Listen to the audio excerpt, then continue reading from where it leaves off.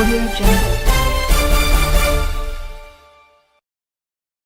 गणेश पांडाल खेमेश्वर नाथ महादेव मंदिर तोता का ताल आगरा में चल रही श्रीमद् भागवत कथा ज्ञान यज्ञ के दूसरे दिन गुरुवार को कथावाचिका पंडित गरिमा किशोरी जी द्वारा शुकदेव जन्म, परीक्षित श्राप और अमर कथा का वर्णन करते हुए बताया कि नारद जी के कहने पर पार्वती जी ने भगवान शिव से पूछा कि उनके गले में जो मुंडमाला है वह किसकी है, तो भोलेनाथ ने बताया कि वह मुंड किसी और के नहीं बल्कि स्वयं पार्वती जी के हैं।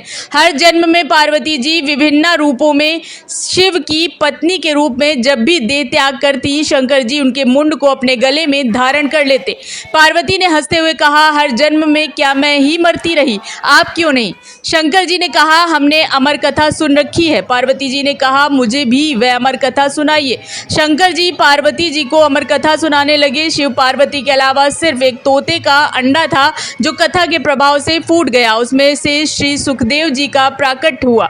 कथा सुनते सुनते पार्वती जी सो गई। वह पूरी कथा श्री सुखदेव जी ने सुनी और अमर हो गए। शंकर जी सुखदेव जी के पीछे उन्हें मृत्युदंड देने के लिए दौड़े।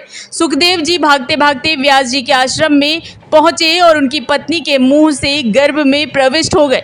12 वर्ष बाद श्री सुखदेव जी गर्भ से बाहर आए। इस तरह श्री सुखदेव जी का जन्म हुआ।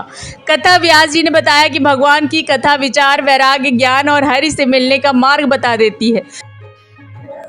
आज यहाँ पर दूसरी बार गरिमा दीदी का आगरे में दोबारा भागवत कथा का आयोजन हो रहा है, जो हमें बहुत अच्छा लग रहा है और दोबारा मौका मिल रहा है कथा सुनने का, तो इसलिए हमें बहुत अच्छा लग रहा है।